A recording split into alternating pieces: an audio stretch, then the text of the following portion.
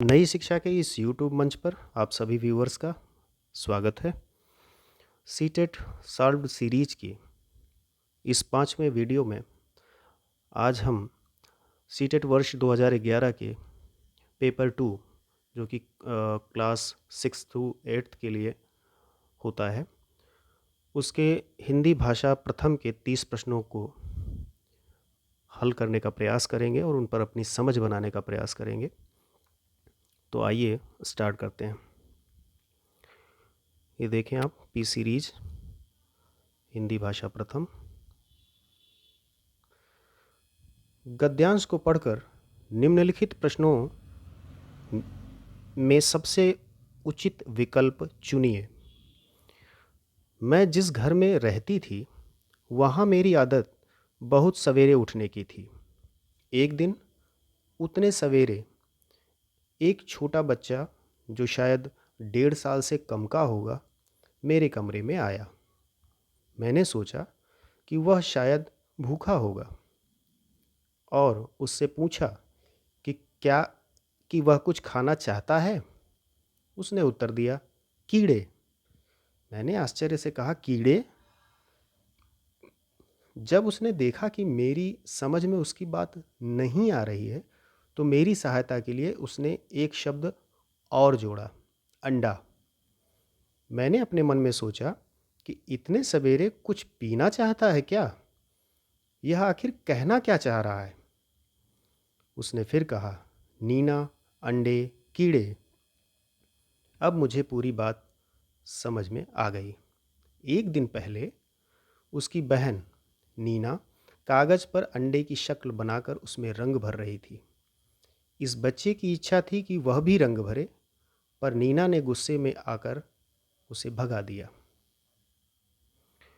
उसने नीना का विरोध नहीं किया और बड़े धैर्य और लगन के साथ मौके का इंतज़ार करता रहा। मैंने उसे क्रेयॉन का रंग दे दिया और उसका चेहरा खुशी से दमक उठा। देखिए, यहाँ एक क्रेयॉन वर्ड आया है। तो ये पिगमेंटेड वैक्स की स्टिक होती है। आम भाषा में कहें तो जो मोम का रंग होता है, जो छोटे बच्चे अक्सर कलर करने के लिए प्रयोग करते हैं, वो उसी को क्रेयॉन कहते हैं।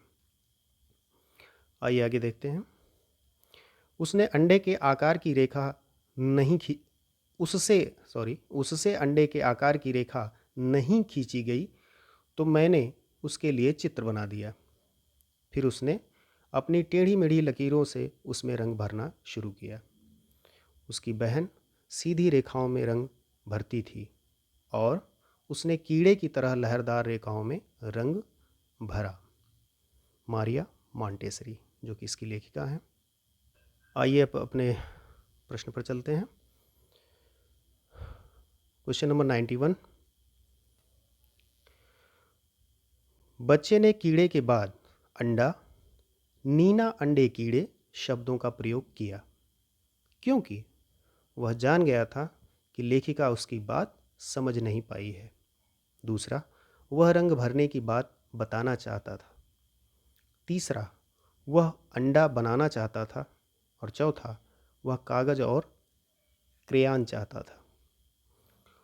तो बिल्कुल सही, इसका राइट आंसर जो होगा पहला, वह जान गया था कि लेखिका उसकी बात समझ नहीं पाई है।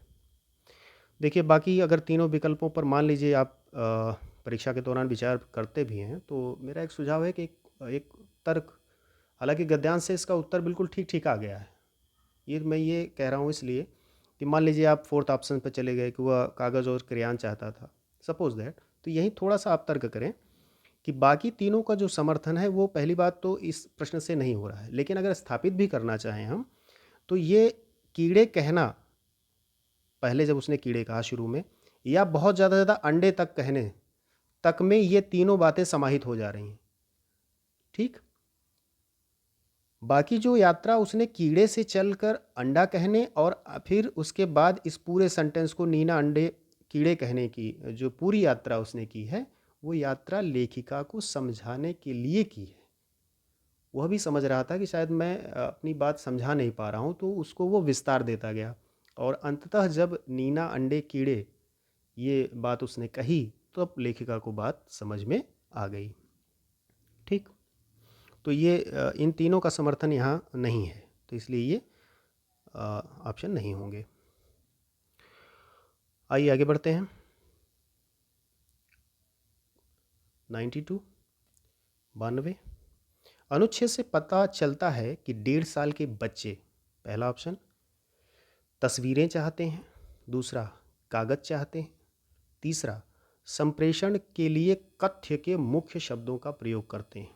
ठीक, कथ्य मतलब कुछ कहने के लिए, और चौथा रंग चाहते हैं। ठीक है, तो इसका जो थर्ड ऑप्शन है, संप्रेषण के लिए कथ्य के मुख्य शब्दों का प्रयोग करते हैं, यही सही है। ठीक, कैसे पता चलता है? जैसे उसने कीड़े से उसका संकेत क्या था? लाइनों का। ठीक है, अंडा यानी गोलाकृति। ठीक है, और फिर संदर्भ बाकी दिया उसने, नीना अंडे कीड़े। कहने का भाव उसका ये था कि इन 3 शब्दों के ज़रिए वो कहना चाह रहा था कि नीना जैसे वो बना रही थी उस दिन और उसने मुझे भगा दिया, मुझे वैसे ही काम करना है। ठीक, चलिए आम भाषा में इसको समझ लेते हैं, साधारण सरल रूप में। आमतौर पर आपने घरों में देखा होगा कि छोटे बच्चे जब वो बोलना शुरू करते हैं तो वो केवल पानी के लिए मम कह देते हैं या दूध के लिए दुद्धू बोल देते हैं। ठीक, बच्चे का केवल मम कहना और माँ का उस पूरे वाक्य को, यानी कि मुझे पानी चाहिए या मुझे पानी पीना है, मम कहने का भाव ये है, और माँ पूरे वाक्य को उस अर्थ को समझ जाती है। ठीक, तो कथ्य के लिए बच्चा जो है वो मुख्य शब्दों का प्रयोग करता है। आगे चल कर के फिर जब उसकी अवस्था धीरे धीरे आगे बढ़ती है तो वो पूरे वाक्य को फिर बोलना शुरू कर देता है। बाकी के जो ऑप्शन है वो हमारे सही नहीं होंगे। ठीक, तस्वीरें चाहते हैं, कागज़ चाहते हैं, ये तो कुछ सतही आंसर्स हैं जो आपको विकल्पों में ज़बरदस्ती का डाल दिए जाते हैं। हाँ, ये ठीक है कि तस्वीरों के साथ, कागज़ों के साथ और कलर्स के साथ, रंगों के साथ, बाकी के जो ऑप्शन है और बच्चों का एक गहरा लगाव या जुड़ाव होता है। लेकिन चूंकि प्रश्न हमारा ये कह रहा है कि पता क्या चलता है, मतलब मुख्य बात क्या, संदर्भ क्या निकल करके आ रहा है, तो वो हमारा तीसरा ऑप्शन होगा। आइए आगे बढ़ते हैं। टेढ़ी मेढ़ी लकीरों को कीड़े कहना इस ओर संकेत करता है कि बच्चा, पहला, दो अलग चीज़ों में आकृति के आधार पर समानता खोज लेता है। ठीक बात है, आगे देखते हैं। लेकिन हर हाल में अपनी बात कह देता है। ठीक, तीसरा, लकीरों को कीड़ा मानता है, और चौथा, टेढ़ी मेढ़ी लकीरें ही बना सकता है। देखिए, गद्यांश भी कहता है कि समुचित उत्तर चुनिए, जो सबसे अच्छा उत्तर हो उसे चुनिए। ठीक, तो इसका सबसे अच्छा उत्तर जो है वो आपका पहला है कि जब वो टेढ़ी मेढ़ी लकीरों को कीड़े कहेगा तो ऐसे में बच्चा क्या करता है, चीज़ों में आकृति के आधार पर समानता खोज रहा है। यानी लकीरें जैसे टेढ़ी मेढ़ी हैं और कीड़ा भी टेढ़ा मेढ़ा चल रहा है, तो लकीरों को भी कीड़े के रूप में देखता है। ठीक, कई बार बच्चे जब मान लीजिए घरों में देखा होगा अपने, गेंद से खेलते हैं, ठीक है, तो कोई फल आया जो उसका शेप गोल है, जैसे सेब, एप्पल हमने ले लिया, सेब, संतरा है, ऑरेंज, उनको भी गेंद के रूप में, ठीक है, क्या है तो बोल सकता है कि गेंद है। क्यों? क्योंकि वो गेंद के आधार पर उसकी गोलाई यानी समानता को वो ढूंढ रहा है। तो ये बात होती है उसमें। हर हाल में दूसरा ऑप्शन देख लें, हर हाल में अपनी बात कह देता है। नहीं भाई, हर हाल में अपनी बात कहाँ। तीसरा, लकीरों को कीड़ा मानता है। ठीक है, नहीं। टेढ़ी मेढ़ी लकीरें ही बना सकता है, नहीं, ये ऑप्शन ठीक नहीं है। सबसे अच्छा उत्तर हमारा पहला है। आगे बढ़ते हैं। 94, 1.5 साल का बच्चा अंडा नहीं बना पाया। ठीक, यह बात किस ओर संकेत करती है? कि पहला विकल्प, बच्चा अंडा नहीं बना सकता। दूसरा, बच्चा चित्र बनाने में सक्षम नहीं है। तीसरा, बच्चे ने अंडा देखा नहीं इसलिए वह अंडा नहीं बना पाया। या चौथा, उसका अभी अपने हस्त संचालन की गति और दिशा पर नियंत्रण नहीं हो पाया है, और यही हमारा राइट आंसर है, फोर्थ। ठीक है, हस्त संचालन की गति और उसकी दिशा पर अभी नियंत्रण स्थापित नहीं हो पाया है, इसीलिए वो बच्चा अंडा नहीं बना पाया। ठीक है, बाकी के विकल्प हमारे बिल्कुल सतही हैं, और इनको खारिज करने में कोई संकोच नहीं है हमें। ठीक, सीटेट में हमेशा याद रखिएगा, एक ठोस, सुलझे हुए और अच्छे उत्तर की खोज आपकी होनी चाहिए। और जैसे जैसे ये सीरीज़ आप सॉल्व करते चलेंगे, आप अंत में महसूस करेंगे कि आप अच्छा उत्तर निकाल ले रहे हैं, और यही हमारा प्रयास भी है, और हम आपको इसी दिशा में ले जाना चाहते हैं। अब चूँकि यहाँ हैंड मूवमेंट का जो विकल्प आया है, उससे संबंधित एक चीज़ याद आ गई है जो महत्वपूर्ण है। देखिए, एक टर्म यूज़ किया जाता है स्क्रिबलिंग का। ठीक, SCRIBBLING, स्क्रबलिंग कहते हैं इनको। ठीक है, ये हस्त संचालन के लिए एक टर्म यूज़ किया जाता है। होता क्या है इसमें, बच्चे को आप पेंसिल पकड़ा दें, ठीक है, और एक पेपर दे दें, वो कुछ भी इस तरह से ऐसे, ठीक है, गोचा गाची अपना करता रहेगा। ठीक, गोल गोल या राउंड शेप में कैसे भी, यही है स्क्रबलिंग। ठीक है, इसके ज़रिए बच्चे में हस्त संचालन कौशल का विकास किया जाता है। ये हो सकता है प्रश्न आगे अभी किसी पेपर में टकरा भी जाए, तो चूंकि संदर्भगत था इसलिए मैंने सोचा ये आपको बता दूं मैं। स्क्रबलिंग को याद रखिएगा। आगे बढ़ते हैं, क्वेश्चन नंबर 95। रेखाओं को बच्चे ने कीड़े कहा, बच्चा वृत्त को क्या कह सकता है? ऑप्शन है चम्मच, दूसरा चूड़ी, तीसरा पेड़, और चौथा छतरी। तो नो डाउट इसका आंसर तो जान ही गए आप लोग, चूड़ी, वृत्त को चूड़ी कह सकता है। आइए आगे बढ़ते हैं। उतने सवेरे पद में उतने शब्द किस ओर संकेत करता है? पहला सवेरे की ओर, दूसरा बहुत सवेरे की ओर, तीसरा सवेरे का वह समय जितने बजे लेखिका को उठने की आदत है, और चौथा बहुत जल्दी। देखिए, जो गद्यांश में आया हुआ पद है उतने सवेरे, जब लेखिका इस बात को कहती है कि उतने सवेरे, तो इसका सीधा सा जो संकेत, ठीक है, जो संकेत मिलता है वो हमें मिलता है इस तीसरे ऑप्शन में, कि सवेरे का वह समय, लेखिका उस समय की बात कर रही है जब वह उठती थी, तो उतने सवेरे उसने उम्मीद नहीं की थी कि बच्चा इस तरह से आ जाएगा। ठीक, बाकी के ऑप्शन नहीं होंगे। आइए आगे चलते हैं, क्वेश्चन नंबर 97। अनुच्छेद में मिश्रित वाक्य का उदाहरण है। देखिए भाई, ये क्वेश्चन मैंने इसके पहले भी देखा, तो ये जो है आपका रॉन्ग है। ठीक है, ये मिश्रित वाक्य का उदाहरण नहीं है, यहाँ होना ये चाहिए था संयुक्त वाक्य।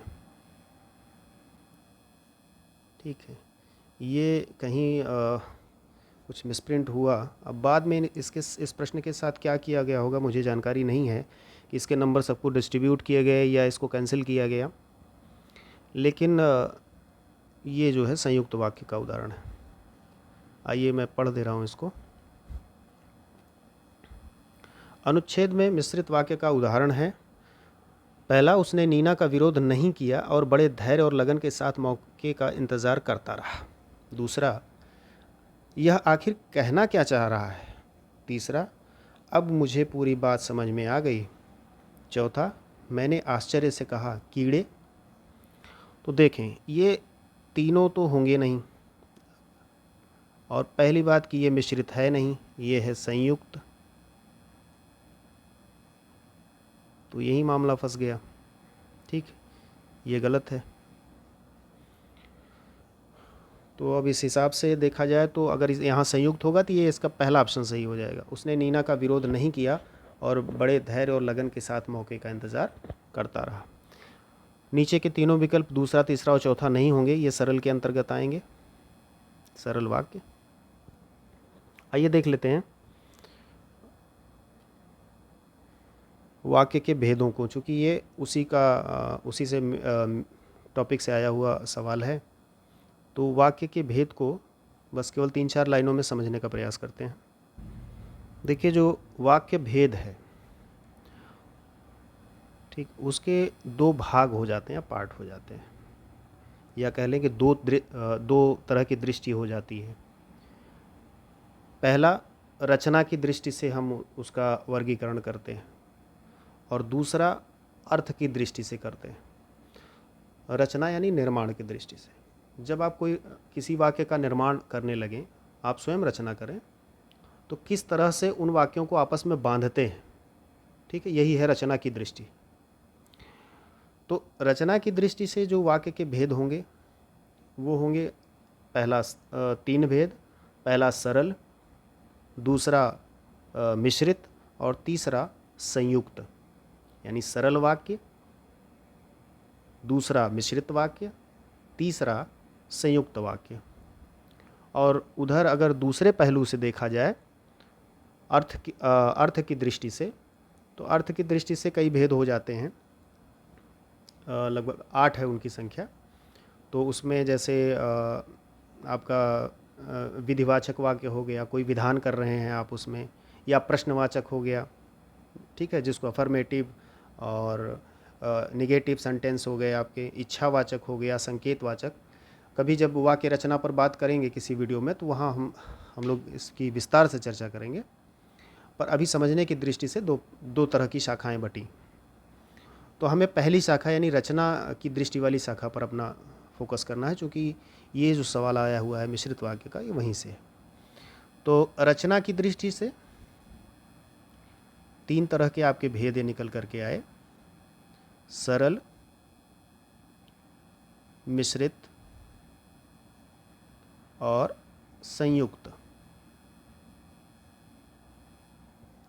ठीक, अब बस एक एक लाइन में समझ लेते हैं हम कि सरल वाक्य क्या है। यहाँ वाक्य रचना में लिख दूँ तो ज़्यादा बेहतर होगा। वाक्य रचना के भेद।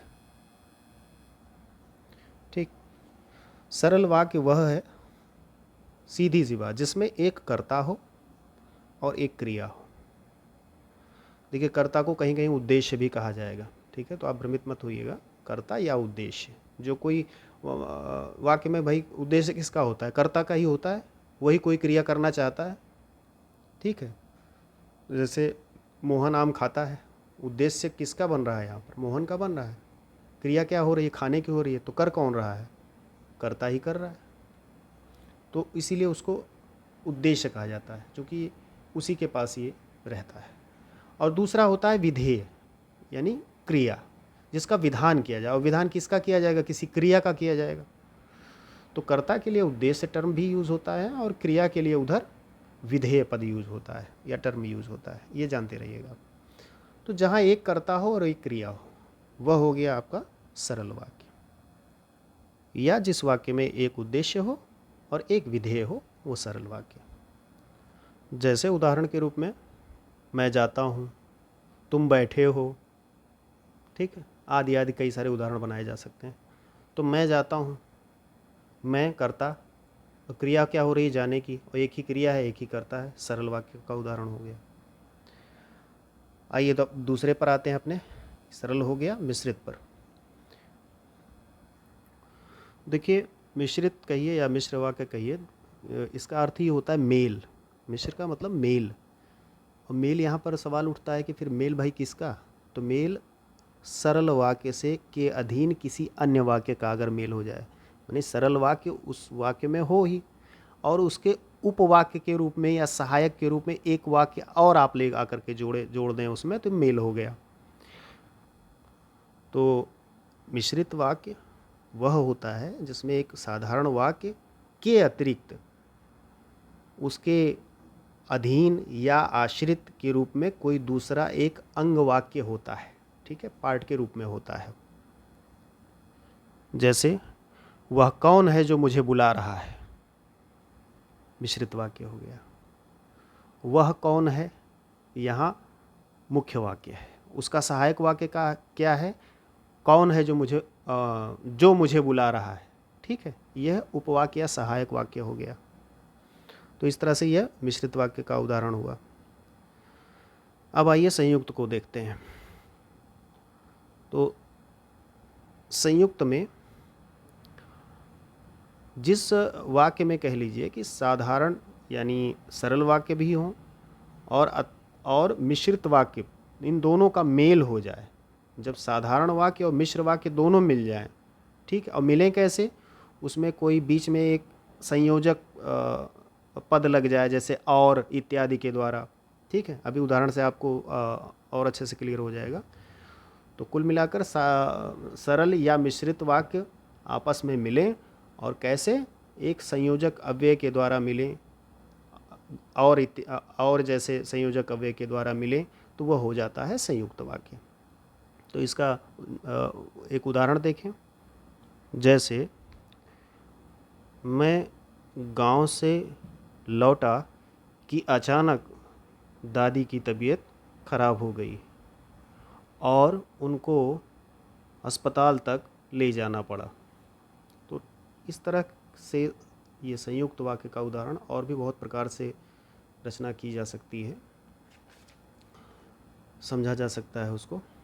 अब यहाँ जो महत्वपूर्ण बात परीक्षा की दृष्टि से ध्यान देने योग्य है वह यह है कि संयुक्त वाक्य में जो उसके उपवाक्य हैं, ठीक है, जो आपस में जुड़े हुए रहते हैं, तो संयुक्त वाक्य में जो प्रत्येक वाक्य है या उपवाक्य है कह लीजिए, वह अपनी स्वतंत्र सत्ता बनाए रखता है।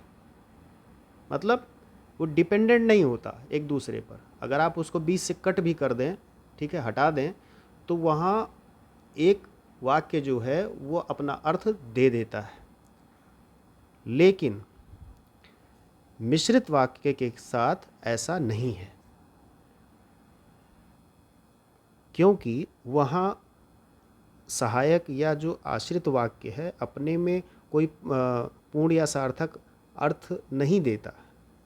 अगर आपने उसको मुख्य वाक्य से अलग कर दिया, तो जैसे ही आप अलग करेंगे तो वो निरर्थक हो जाएगा, जुड़ नहीं पाएगा। ठीक है, तो मुख्य के वाक्य के साथ आने पर ही सहायक वाक्य अपना अर्थ दे पाता है मिश्रित के संदर्भ में। ठीक, तो ये अंतर आप ध्यान में रखिएगा। आइए आगे बढ़ते हैं। उसका चेहरा खुशी से दमक उठा।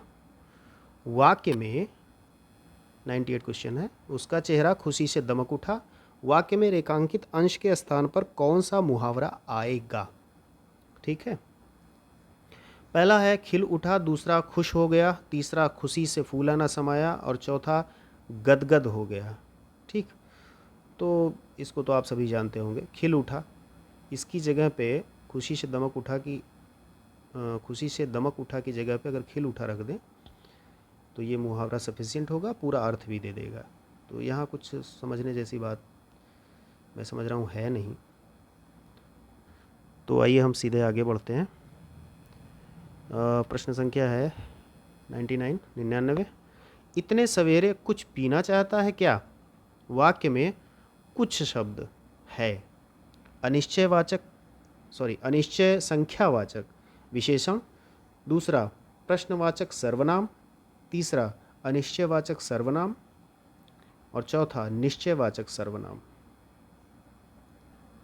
तो देखिए यहाँ विशेषण और इन तीनों में सर्वनाम का उल्लेख आया है। विशेषण आप लोग जानते ही होंगे कि जो किसी संज्ञा या सर्वनाम की विशेषता बतलाए वो विशेषण कहलाता है, और जिसकी विशेषता बताई जाती है वो विशेष्य कहलाता है। जैसे हम ये कह दें कि सफ़ेद घोड़ा, ठीक है, तो घोड़े की विशेषता बताई जा रही है और सफ़ेद इस पद से बताई जा रही है, तो घोड़ा हो गया विशेष्य, और आपका जिससे विशेषता यानी जिस शब्द से बताई जा रही यानी सफ़ेद, वो हो गया विशेषण। एक सामान्य सी बात हो गई। हाँ, एक चीज़ यहाँ पर आपको थोड़ी सी ध्यान में रखनी होगी कि विशेषण लगाने के बाद विशेष्य की जो कह लें व्याप्ति होती है या उसकी जो मर्यादा माने जो अर्थबोध वो कराता है वो सीमित हो जाता है। ठीक है, जैसे घोड़े बहुत सारे रंगों के, कुछ ब्राउन भूरे हैं, कुछ काले हैं, सफ़ेद हैं, इस तरह के हैं। लेकिन जब आपने सफ़ेद घोड़ा, ये विशेषण सफ़ेद लगा दिया, तो आपने घोड़ा शब्द से पूरे का जो बोध हो रहा था, समस्त घोड़ों का, जिसमें काला, नीला, पीला जो भी हो, अब जो है वो केवल काले घोड़े का बोध वहाँ पर, सॉरी, सफ़ेद घोड़ा कहने से केवल सफ़ेद घोड़े का बोध होगा।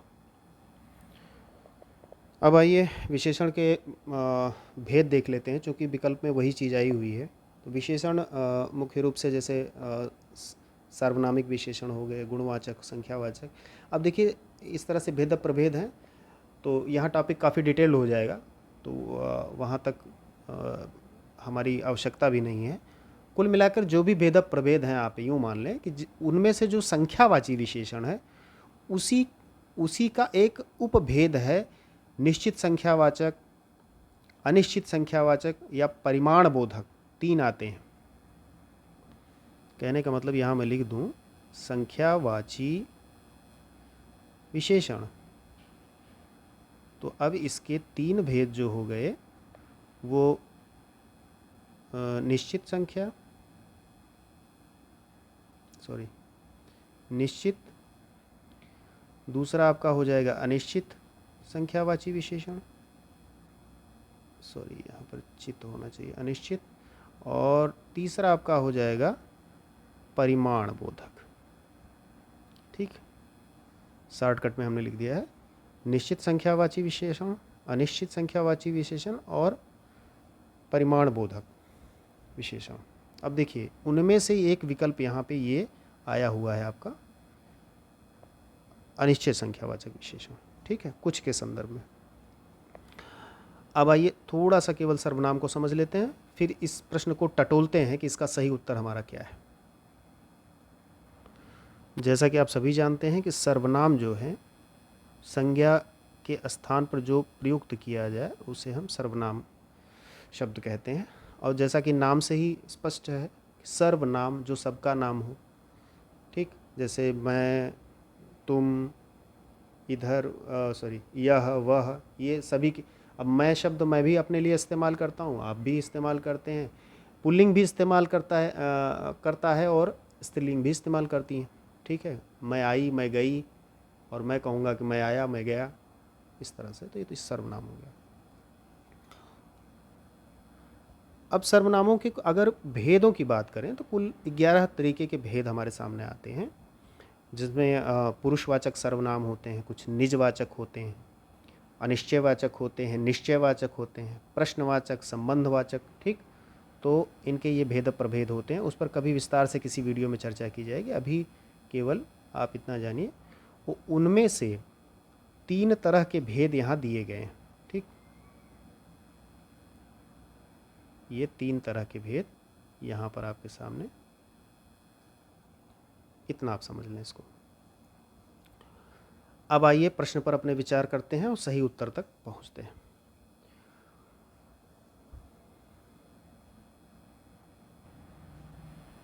देखिए जो कुछ शब्द है, ये जो है अनिश्चयवाचक सर्वनाम होगा। इसका सही उत्तर ये है।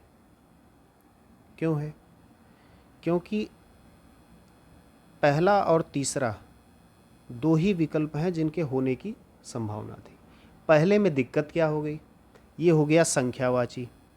अगर यहाँ अनिश्चय और परिमाण बोधक होता तब तो ये राइट आंसर हो जाता।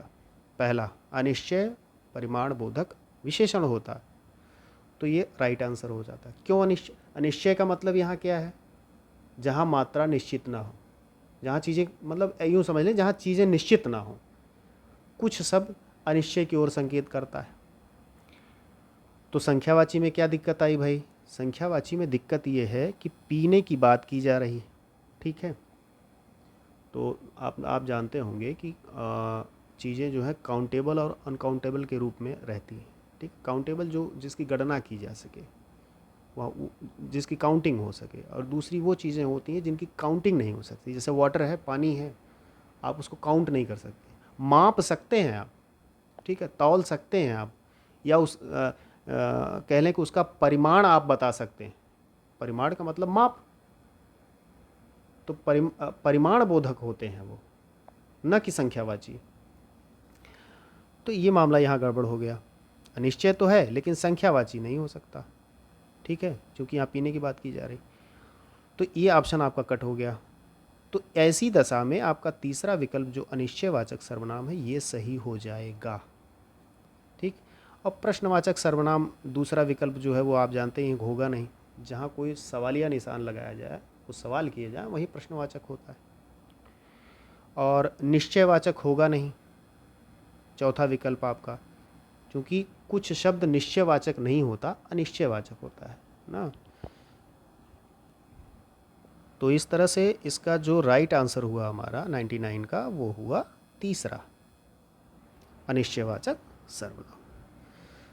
अब आइए आगे बढ़ते हैं। आगे क्या है, कविता। कविता की पंक्तियां पढ़कर निम्नलिखित प्रश्नों में सबसे उचित विकल्प चुनिए। जगजीवन, बढ़िया बढ़िया कविता है, सुमित्रा नंदन पंत जी की है। जगजीवन में जो चिर महान, सौंदर्य पूर्ण और सत्य प्राण, मैं उसका प्रेमी बनूं नाथ, जिससे मानव हित हो समान। जिससे जीवन में मिले शक्ति, छूटे भय संशय अंधभक्ति, मैं वह प्रकाश बन सकूं नाथ, मिल जावें जिसमें अखिल व्यक्ति। बहुत बढ़िया, पंत जी की बहुत ही सुंदर रचना, और आनंद आ गया गा करके इसको। चलिए, तो इस कविता को थोड़ा सा टटोल लेते हैं कि इसके मूल भाव क्या हैं, कवि क्यों ऐसा कह रहा है या लिख रहा है। देखिए, पंत जी की यहाँ जो मूल भावना है, जिस मूल भावना को लेकर के उन्होंने कविता लिखी है, वो एक वर्ड में कहें तो लोक कल्याण की भावना है, ठीक। यही मूल भावना है, इसी को लेकर के उन्होंने कविता ये रची है। तो मुख्य रूप से इसका मूल भाव हो गया लोक कल्याण, या इसमें आप जोड़ सकते हैं भाईचारे की भावना, कह सकते हैं आप, ठीक, भावना। कुल मिलाकर कवि ईश्वर से यह प्रार्थना कर रहा है कि मुझे ऐसी शक्ति प्रदान कीजिए कि जिससे मैं लोक कल्याण करते हुए अपने जीवन को सार्थक बना सकूं। तो इस रूप में वह ईश्वर से कहता है कि मैं उसका प्रेमी बनूं, जो मैंने उस व्यक्ति का प्रेमी बनूं जो मनुष्य मात्र का ही कल्याण देखता हो, ठीक है, और जो श्रेष्ठ हो, सौंदर्य से परिपूर्ण हो, ठीक है, जिसके हृदय में सत्य की भावना हो, जहाँ भय संदेह अंधविश्वास आदि न हो, ठीक है। तो आइए प्रश्न पर अपने चलते हैं। क्वेश्चन नंबर है 100, यानी कि 100वां प्रश्न है हमारा, कवि ने चिर महान किसे कहा है। अब देखिए, ऊपर कविता में अगर आप देखें, इसको थोड़ा सा ऊपर कर दें हम, ठीक, ये जग जीवन में जो चिर महान, तो देखिए पद आया है जग जीवन। कैसा जीवन? जग यानी संसार रूपी जीवन, जग जीवन संसार रूपी जीवन। तो संसार रूपी जीवन में किसकी सत्ता होगी? तो आप विकल्पों को देखिए, पहला दे रहे हैं वो मानव, दूसरा ईश्वर, तीसरा जो सत्य और सुंदर से संपूर्ण हो, और चौथा है शक्ति को। चिरमहान किसे कहा है? पहली ही पंक्ति से पता चल गया कि चिरमहान जो है मानव को कहा है पंत जी ने, ठीक, क्योंकि जग जीवन यानी सांसारिक जीवन को जी कौन रहा है? मानव। ईश्वर तो जिएगा नहीं उसको, ठीक। तो ईश्वर यहाँ होगा नहीं जो सत्य और सुंदर से संपूर्ण हो। ये तो उसका बाद में दूसरी लाइन में, ये यहाँ देखिए दूसरी लाइन है जिसके ज़रिए कहा गया कि वह जो चिर महान है, यानी जो मानव है जिसकी कल्पना कवि कर रहा है, वो कैसा होना चाहिए इसमें बताया गया है, ठीक है। किसे कहा है ऐसा नहीं, कैसा होना चाहिए, और किसे कहा है और कैसा होना चाहिए दोनों में अंतर है। आप समझ रहे होंगे, मैं समझता हूँ आप इस बात को समझ गए होंगे अच्छे से। चौथा, शक्ति को, तो ये तो होगा नहीं। चलिए, तो पहला ऑप्शन आपका सही हो गया। आगे बढ़ते हैं। Question number 101, 101। कवि कैसा प्रकाश बनना चाहता है? पहला, जिससे सब तरफ उजाला हो जाए। दूसरा, अंधकार दूर हो जाए।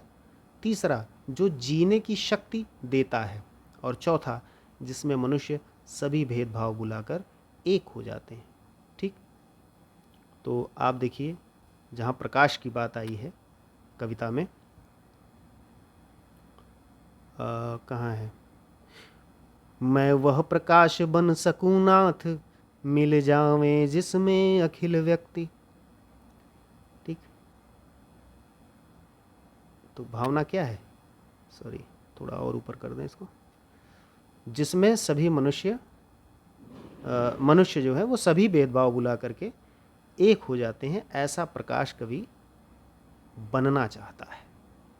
ठीक, जिससे सब तरफ उजाला। देखिए, कुछ सतही आंसर ऐसे लगा दिए जाते हैं उसमें कि फौरी तौर पर इनको खारिज करते चले जाइए। सब तरफ उजाला हो जाए, अंधकार दूर हो जाए। अब देखिए, दोनों तरफ ये दोनों ही विकल्प आपस में देखिए कैसे टकरा रहे हैं।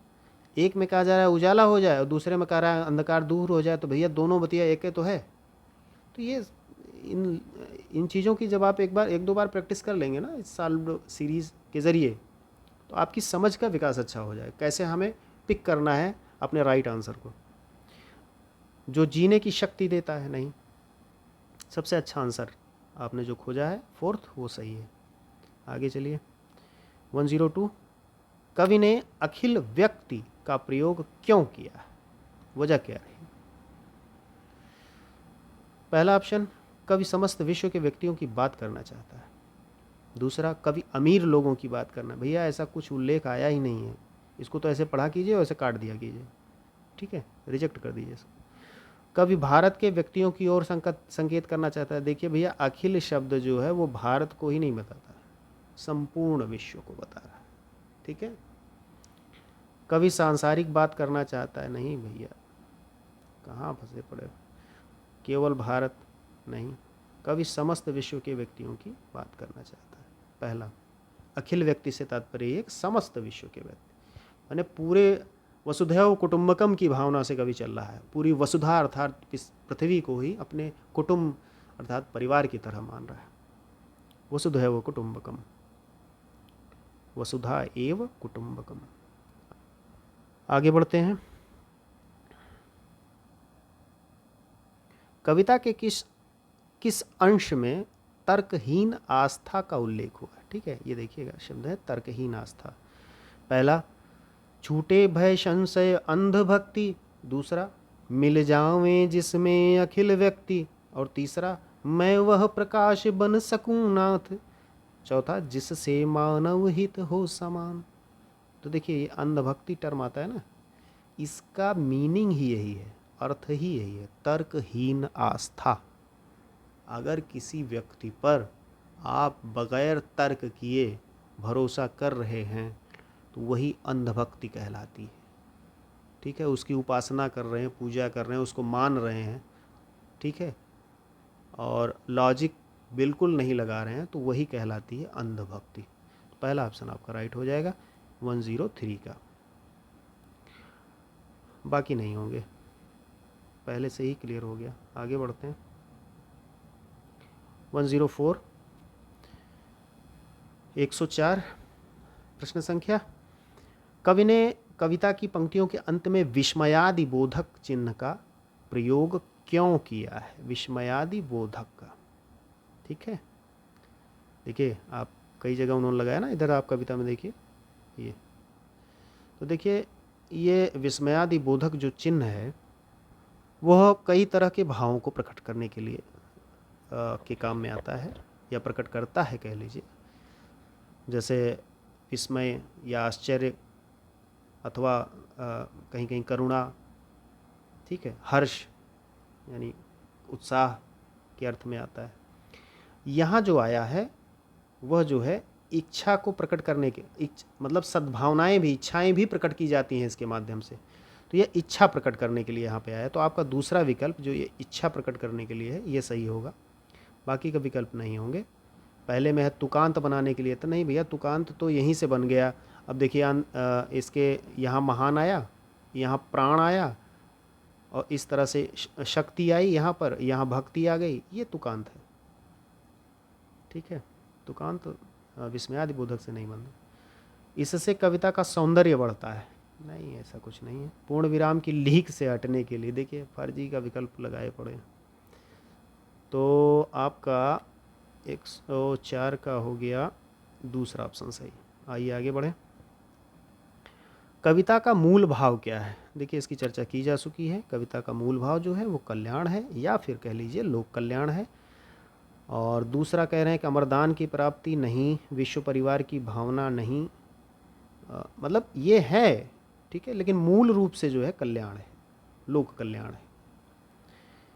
तो इससे बेहतर विकल्प आपको जब मिल रहा है और मूल भावना को व्यक्त भी कर दे रहा है, तो फिर यहाँ जाने की आवश्यकता नहीं। सत्य की प्राप्ति, ये भी नहीं होगा। तो आपका फर्स्ट ऑप्शन सही हो गया। अब आइए आगे बढ़ें। निम्नलिखित प्रश्नों के उत्तर देने के लिए सबसे उचित विकल्प चुनिए। क्वेश्चन नंबर 106 106, भाषा शिक्षण की कौन सी विधि मातृभाषा को मध्यस्थ बनाए बिना दूसरी भाषा को सिखाने पर बल देती है? पहला ऑप्शन है प्रत्यक्ष विधि, दूसरा द्विभाषी विधि, तीसरा अनुवाद विधि, और चौथा व्याकरण एवं अनुवाद विधि। ठीक है, देखिए मातृभाषा का सीधा सा मतलब आप जानते होंगे, माँ से सीखी गई भाषा मातृभाषा। ठीक है, जो बच्चे सीखते हैं, छोटे बच्चे। हाँ, पहला क्या है? प्रत्यक्ष विधि। थोड़ी सी चर्चा इन पर कर लेते हैं। प्रत्यक्ष, द्विभाषी और अनुवाद विधि, बाद में व्याकरण अनुवाद विधि। देखिए दोनों का समेकन यहाँ पे है, तो हम तीनों को कंसीडर कर ले रहे हैं। अनुवाद विधि पर अलग से चर्चा करने की कोई आवश्यकता नहीं, तो इसको हम छोड़ देंगे। ठीक है, तो इसमें हम प्रत्यक्ष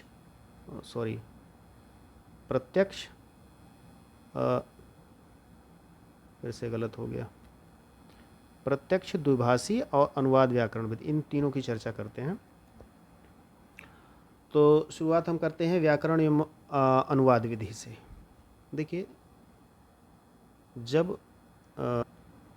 भाषा सिखाने के क्रम में, जैसे मातृभाषा से बच्चा मातृभाषा को सीखा हुआ परिवार से सीख करके विद्यालय में प्रवेश करता है, तो मान लीजिए आप हिंदी बेल्ट के हैं हम लोग, तो वो हिंदी भाषा को लेकर के वहाँ प्रवेश करता है। फिर अन्य दूसरी भाषाएं भी, वो अंग्रेज़ी है और संस्कृत है, या कहीं और क्षेत्रीय भाषाएं कुछ और चल रही हैं, तमिल है, तेलुगु, कन्नड़, ये सभी सिखाते हैं। तो अगर इधर की बात करें, मान लीजिए तो आप हिंदी पढ़ा हुआ एक सीखा हुआ बच्चा विद्यालय में प्रवेश करता है, तो जो भाषा वो सीखेगा, मान लीजिए वो संस्कृत सीख रहा है, तो व्याकरण एवं अनुवाद विधि में क्या होगा कि संस्कृत पढ़ते समय या इंग्लिश पढ़ते समय उसके कुछ टर्म्स या कुछ शब्दावलियाँ जो बच्चा नहीं समझ पा रहा है, उसको शिक्षक अनुदित करता है, यानी अनुवाद कर देता है उसका, किस भाषा में? उसकी मातृभाषा में। तो उस लक्ष्य भाषा, यानी जिसको वो सीख रहा है, जिस भाषा को, उसको सीखना उसके लिए सहज हो जाता है। कुल मिलाकर मोटा मतलब यही है व्याकरण एवं अनुवाद विधि का। ठीक, हम अनुवाद करते चलते हैं, उसको ट्रांसलेट कर देते हैं। ठीक, पूरा का पूरा सेंटेंस आया, जैसे रामः विद्यालयम गच्छति कह लिया, संस्कृत के हिसाब से देखें तो फिर राम क्या है, विद्यालय क्या है, गच्छति क्या है, जाता है। इस तरह से हमने उसको ट्रांसलेट कर दिया उसकी मातृभाषा में, तो ये कहलाती है व्याकरण एवं अनुवाद विधि। अब आइए दूसरी देखते हैं, द्विभाषीय विधि। तो द्विभाषीय विधि में भी मोटा मोटा वही काम होता है, लेकिन यहाँ पर पूरा का पूरा अनुवाद नहीं, कुछ शब्दावलियाँ जो आती हैं उनको केवल ट्रांसलेट किया जाता है। मेन फोकस हमारा लक्ष्य भाषा पर ही रहता है, यानी जो भाषा हम सीख रहे हैं, जो सीख चुके हैं, उससे संबंध हम कम स्थापित करते हैं। जबकि अनुवाद विधि में हम क्या कर रहे थे? पूरा ट्रांसलेट कर दे रहे थे। ठीक, क्योंकि शिक्षण विधियों का जब हम एक अलग से वीडियो बनाने की इस पर ज़रूरत पड़ेगी, क्योंकि ये काफ़ी विस्तृत चैप्टर है और बगैर पढ़े इसको काम नहीं चलना है। तो एक एक चीज़ को हमें बारीकी से सीखना है वहाँ पे। तो द्विभाषीय विधि में भी मातृभाषा का सहारा या प्रथम भाषा का सहारा लिया जाता है द्वितीय भाषा को सीखने में, लेकिन पूरा का पूरा हम ट्रांसलेट नहीं करते वहाँ पे। ठीक। हाँ, एक बात और कि ये जो विधियाँ हैं इनका जो विकास हुआ है धीरे धीरे करके, जब एक विधि कहीं किसी बात पर कुछ कमज़ोर पड़ने लगी कि हाँ ये इस मेथड से काम नहीं हो पा रहा है, तो इसी चक्कर में नई नई विधियाँ ईजाद होती चली गई। और ठीक है, कुछ सबके अपने कुछ मेरिट हैं, कुछ डिमेरिट हैं, यानी कुछ उनकी खूबियाँ हैं तो खामियाँ हैं, लेकिन अंततः मिला करके अगर इन विधियों को देखें तो ये कहना चाहिए कि ये एक दूसरे की पूरक के रूप में है। ठीक है, सप्लीमेंट के रूप में है। अब आइए प्रत्यक्ष विधि को देखते हैं। तो प्रत्यक्ष विधि वो है जब आप किसी दूसरी या लक्ष्य भाषा कह लें, हम किसी भाषा को सीखने का प्रयास करते हैं और लेकिन उसमें मातृभाषा सहायक की भूमिका में या मध्यस्थ की भूमिका में नहीं होती। जबकि अनुवाद विधि में क्या था, हम ट्रांसलेट कर रहे थे मातृभाषा में, क्योंकि बच्चा सहज रूप से सीख सके। ठीक है, तो संस्कृत को हम ट्रांसलेट कर देते थे हिंदी में, जो कि वो बच्चा, क्योंकि वो हिंदी जानता है। लेकिन प्रत्यक्ष विधि में हम ट्रांसलेट नहीं करते हैं, मातृभाषा को माध्यम नहीं बनाते हैं, इसलिए इसे हम प्रत्यक्ष विधि का, सीधी भाषा भाषा में ही सीखी जाती है। संस्कृत ही बोलता रहेगा शिक्षक, संस्कृत में पूरा वातावरण रहेगा, हिंदी का कोई शब्द इस्तेमाल नहीं होगा, बस सीधे वही भाषा वो सीखे। ठीक, तो ये कहलाती है प्रत्यक्ष विधि या डायरेक्ट मेथड। तो आगे हम जब आगे चल करके हम लोग इस पर विस्तार से चर्चा करेंगे। फिलहाल तो इस तरह से आंसर जो हुआ आपका, मातृभाषा को मध्यस्थ बनाए बिना, देखिए तो आपका क्या ऑप्शन सही हो जाएगा, प्रत्यक्ष विधि, पहला ऑप्शन आपका सही हो जाएगा। यह मातृभाषा को माध्यम नहीं बनाती। ठीक, आइए आगे बढ़ते हैं। 106 का प्रत्यक्ष विधि आपका सही हो जाएगा। भाषा शिक्षण के संदर्भ में कौन सा कथन सही नहीं है? पहला, समृद्ध भाषा परिवेश भाषा अर्जित करने में सहायक होता है। देखिए सही नहीं है पे मैं मार्क कर दूं। हाँ, समृद्ध भाषा परिवेश भाषा अर्जित करने में सहायक होता है। हाँ भैया होता है। दूसरा, भाषा अर्जन और भाषा अधिगम में अंतर होता है। हाँ होता है। भाषा शिक्षण में केवल भाषा ही शुद्धता पर ही अधिक बल रहता है। देखिए केवल पद आ गया ना। और चौथा, भाषा सीखने में अन्य विषयों का अध्ययन अध्यापन आवश्यक होता है। तो देखिए प्रश्न में दिया हुआ है कि कौन सा कथन सही नहीं है। ठीक, तो आपका तीसरा जो है वो सही नहीं है। ठीक, अब पहले से आप फिर से अगर स्टार्ट करें तो समृद्ध भाषिक परिवेश जो होता है, भाषिक परिवेश जहाँ भाषा अर्जित की जाती है, मीन्स जैसे आपका घर हो गया, आस पड़ोस हो गया, ठीक है, मोहल्ला हो गया आपका, जहाँ बच्चा वो घूम टहल खेल रहा है। तो ये समृद्ध भाषा परिवेश होना चाहिए, तभी अच्छे से उसका अर्जन हो पाता है। दूसरा विकल्प क्या था कि भाषा अर्जन और भाषा अधिगम में, देखिए मैंने आपको कहा है ना, लैंग्वेज को एक्वायर करना और लैंग्वेज को लर्न करना। एक्वायर मतलब करना, मतलब अर्जन करना, और भाषा अधिगम यानी भाषा को लर्न करना, ये दो भिन्न चीज़ें हैं। इनमें मूलभूत अंतर आप जानते रहिएगा कि भाषा अर्जन जो होगा ये सहज स्वाभाविक परिस्थिति में होगा, और इस तरह की परिस्थिति कहाँ मिलती है? आपके घर में, आस पड़ोस। ठीक है, और दूसरा इसका पॉइंट अगर हम बनाना चाहें तो हम कह सकते हैं कि ये इसमें बहुत ज़्यादा सचेतन प्रयास नहीं करना पड़ता ना, तो ये कह सकते हैं कि आप सब कॉन्शियस माइंड में भी आप चल रहे हैं तो आप घर में भाषा सीख रहे होते हैं। ठीक है, तो इसके लिए बहुत चेतन होकर के, सचेत होकर के प्रयास करने की आवश्यकता नहीं होती, तो कह सकते हैं आप अवचेतन रूप में, ठीक है, में ये चलती रहती है। और इसका जो फॉर्मेट होता है वो किस तरह का होता है, तो अनौपचारिक होता है। ठीक है। इसके लिए कोई संस्था नहीं बनाई जाती। माँ बाप जो है घूमते टहलते बच्चे को कुछ बताते रहते हैं, वो ग्रहण करता रहता है, खुद से भी लेता रहता है। ठीक है। तो सहज स्वाभाविक परिस्थिति, अवचेतन प्रयास होता है और अनौपचारिक चीज़ें होती हैं यहाँ पर। यहाँ भाषा के कुल मिलाकर के संप्रेषण पर बल होता है। व्याकरण इत्यादि पक्ष यहाँ गौड़ हैं।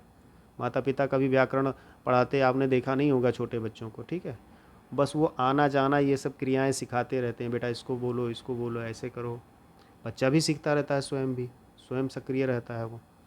और इधर अगर भाषा अधिगम की प्रक्रिया में देखें तो जस्ट उल्टा हो जाता है। ये सहज और स्वाभाविक यहाँ पर थी भाषा अर्जन यहाँ पे, तो यहाँ पे भाषा अधिगम कृत्रिम हो जाता है इसका स्वरूप। ठीक। और ये संस्थागत भी हो जाता है, यानी स्कूल या जो भी संस्थाएं जो संस्था जो भाषा सिखा रही है। दूसरा क्या हो जाता है, यहाँ पे आपको चेतन प्रयास करना पड़ता है, जबकि अर्जन में आप अवचेतन रूप में थे। यानी अब आप क्लासरूम में बैठे, टीचर आए और तो आपको थोड़ा सचेत होकर के प्रयास वो सिखा रहे हैं ना, और आपको भी चौकन्ना रहना होगा। और दूसरा इसका स्वरूप जो होता है वो औपचारिक हो जाता है। ठीक है। फॉर्मल एजुकेशन का रूप हो जाता है यहाँ, वहाँ पे इनफॉर्मल का था। तो ये मूलभूत अंतर हैं इसमें, जो कि परीक्षाओं में पूछे जाते रहते हैं घूम फिर करके। एक प्रश्न कभी न कभी टकरा जाता है, ये आ ही जाता है, तो आप जानते रहिएगा इसको। हाँ, तो आगे क्या चर्चा हो रही थी। तीसरा विकल्प इसका सही हो गया, और ऐसे भी सही हो गया कि मैंने आपको बताया है कि केवल पद अगर आ जाए और विकल्प में दिया हुआ है नहीं, तो इन दोनों को जोड़ दीजिए तुरंत और इस ऑप्शन पर टिक लगा दीजिए अगर कुछ नहीं आता है तो आपको। लेकिन प्रश्न में नहीं होना चाहिए, शर्त ये है। ठीक है। नेगेटिव सेंटेंस प्रश्न का होना चाहिए, अफर्मेटिव नहीं होना चाहिए, विधेय नहीं होना चाहिए। अगर यहाँ है लिखा होता, ठीक है, तो ये प्रश्न को नकारने की श्रेणी में आता कि मतलब ये ऑप्शन सही नहीं करना है हमें, बाकी कोई सही हो सकता है। इस अंतर को आप समझ के रखिएगा। केवल, एकमात्र, एक, इस तरह के प्रश्नों को पेडागोजी में कभी मत टच करिएगा। आगे बढ़ते हैं। चौथा ऑप्शन इन्होंने दिया था कि भाषा सीखने में अन्य विषयों का अध्ययन अध्यापन सहायक होता है। बिल्कुल होता है भाई। ठीक है। विषय बदल जाता है, भाषा तो वही रहती है ना। अब इंग्लिश को आप एक लैंग्वेज के रूप में सीख रहे हैं, तो भी वो वहाँ सीखने की प्रक्रिया चल रही है भाषा को। और वही चीज़ आप हिस्ट्री में पढ़ रहे हैं, हिस्ट्री जो है इंग्लिश वर्जन में आप पढ़ रहे हैं कोई बुक, तो भी अंग्रेजी भाषा सीख रहे हैं आप वहाँ। ऐसे ज्योग्राफी हो गया, इकोनॉमिक्स हो गया। और वही चीज़ें अगर आप हिंदी में पढ़ रहे हैं सारी चीज़ों को, तो अन्य विषयों में भी हिंदी भाषा, हिंदी में ही तो लिखिए। हिंदी में, हिंदी का इतिहास है तो हिंदी में आप पढ़ रहे हैं उसको, इस तरह से, तो वो सहायक होता है। ठीक है। चलिए आगे बढ़ते हैं। 108 क्या कह रहा है। भाषा शिक्षण का संप्रेषण परक उपागम। ठीक है, जिसमें संप्रेषण किया जाए, कम्युनिकेशन किया जाए। तो कम्युनिकेटिव अप्रोच क्या होती है, ठीक है, लैंग्वेज टीचिंग की, ये बताना है। तो पहला, बोलना कौशल पर बल देता है। ठीक है, नहीं भैया, बोलने पर ही खाली बल देगा। कम्युनिकेशन में क्या शामिल है, सुनना बोलना दोनों, टू वे होता है ना ये। तो एक आदमी बोलता रहेगा, दूसरा सुनता भी तो रहेगा। तो ऐसे कभी कभी लॉजिक भी लगाया कीजिए, ठीक है, कि ये नहीं हो सकता। दूसरा, भाई अच्छा वक्ता ही अच्छा, सॉरी का क्या, अच्छा श्रोता, सॉरी, अच्छा श्रोता ही अच्छा वक्ता होता है। और कम्युनिकेट जब आप करेंगे एक दूसरे से, तो आपने कुछ कहा, फिर उन्होंने सुना, फिर कुछ उन्होंने रिपीट किया, तो संप्रेषण ये हो गया ना। तो पहला ऑप्शन कहाँ से हो सकता है, नहीं हो सकता। दूसरा, भाषिक संरचनाओं की जानकारी पर बल देता है। नहीं भैया, भाषिक संरचनाओं की जानकारी पर बल नहीं देता। जबकि तीसरा ऑप्शन हमारा सही है, ये काम करता है संप्रेषण परक उपागम। ठीक है, यानी कि जब हमें इस बात पे बल देना हो कि भाषा प्रयोग की कुशलता का विकास करना हो, बच्चा ज़्यादा से ज़्यादा बोले, अपने आप को अपने विचारों को सामने लेकर के आए, ठीक है, तो वही कहलाता है कि भाषा शिक्षण का संप्रेषण परक उपागम। ठीक है, यानी आप एज ए टीचर आपका फोकस इस बात के है कि मेरा बच्चा फ्लुएंटली बोलना शुरू कर दे। ठीक है,